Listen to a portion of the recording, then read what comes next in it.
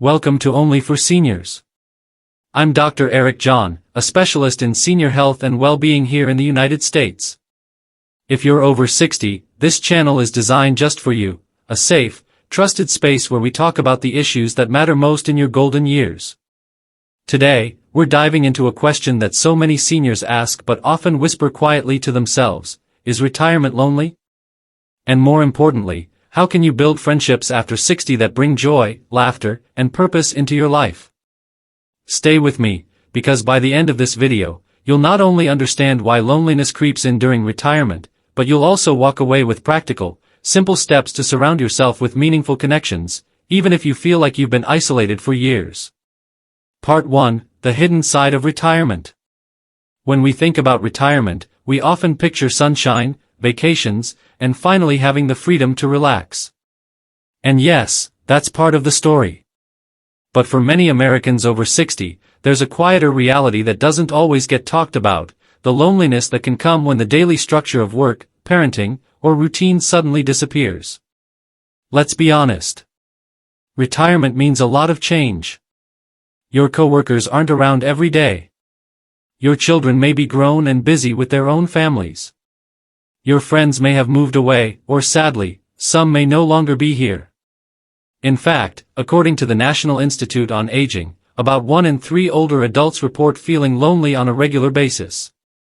And loneliness isn't just an emotional ache, it's a health risk.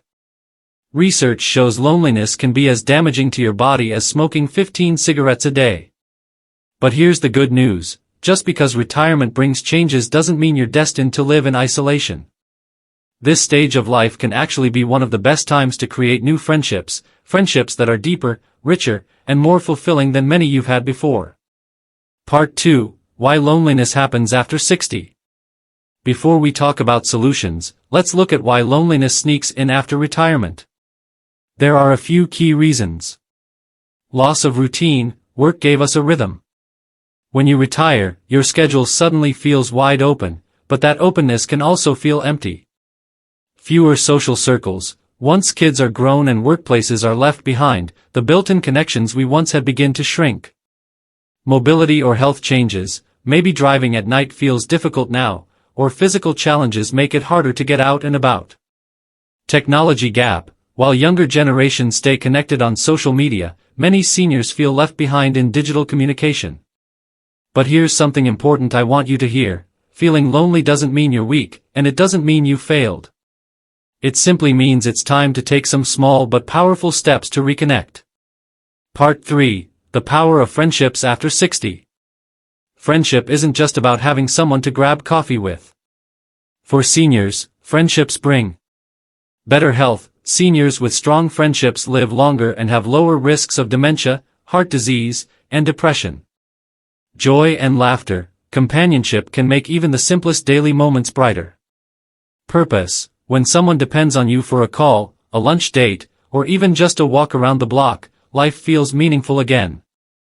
And here's something many seniors discover: after 60, you're free to choose friendships that are authentic, drama-free, and truly nourishing. You've already lived through the years of proving yourself, working long hours, and raising families. Now, it's about connection for the sake of joy. Part 4: How to Build Friendships After 60, Practical Steps. Now let's get into the heart of it. How can you actually build new friendships after 60? Here are strategies that work. I've seen them transform lives in my own patient stories. 1. Join senior centers or community groups. Local senior centers across the U.S. offer classes, activities, and events, from painting to line dancing to group exercise. Walking into one for the first time can feel intimidating, but remember, everyone there is looking for connection, just like you. 2. Volunteer your time. One of the fastest ways to make friends is to serve alongside others. Whether it's helping at a food pantry, a library, or a local hospital, volunteering connects you with people who share your values. 3. Take up a hobby or class. Always wanted to learn photography? Cooking? Yoga? Community colleges often offer free or discounted classes for seniors. You'll meet people who are excited to learn, just like you. 4. Use technology wisely. Even if you're not tech-savvy, learning just a little can open big doors.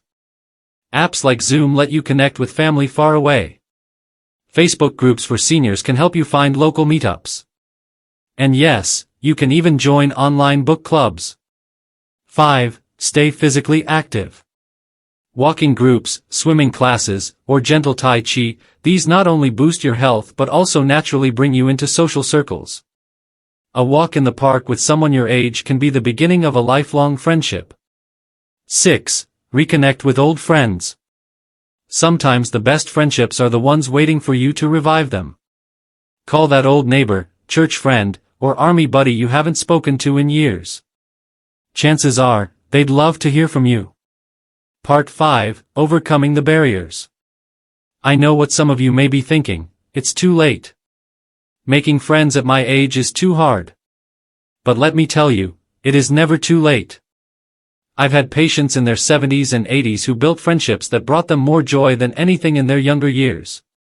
The key is to take the first step, even if it's small. Say hello to a neighbor.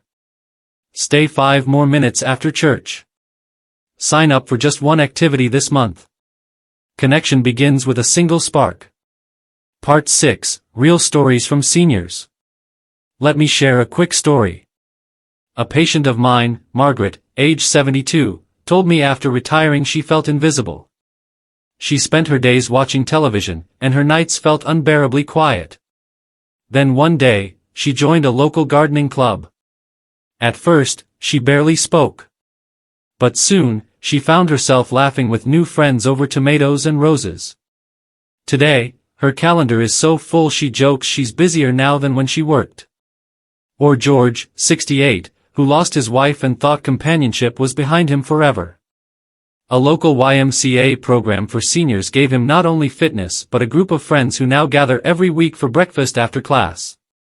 These aren't unusual stories. They're proof that connection is waiting, no matter your age. Part 7, Taking Care of Your Mental Health. Friendships are a big part of the puzzle, but don't forget, your mental health matters, too. Loneliness can lead to depression and anxiety, but professional help is always available. Talking to a counselor, joining support groups, or even just opening up to your doctor can make a world of difference. Part 8, Your Call to Action. So let's circle back to the question, is retirement lonely? It can be. But it doesn't have to be. You hold the power to create a life full of connection, laughter, and meaning. Whether it's volunteering, joining a class, or simply picking up the phone, your next friendship could be just around the corner. Closing. Thank you for watching Only for Seniors. I'm Dr. Eric John, and I want you to remember, retirement is not the end of your social life. It's the beginning of a new chapter.